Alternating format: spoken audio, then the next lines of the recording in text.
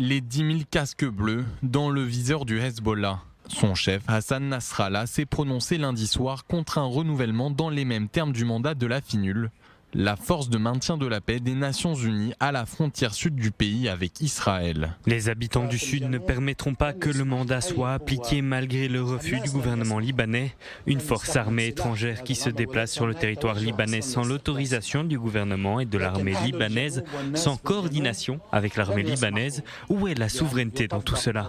Présente au Liban depuis 1978, la FINUL est autorisée à mener ses opérations de manière indépendante, ce que critique le Hezbollah ainsi que le gouvernement libanais. Pour le groupe terroriste et Beyrouth, le nouveau mandat doit stipuler une coordination des casques bleus avec l'armée libanaise le long de la ligne bleue.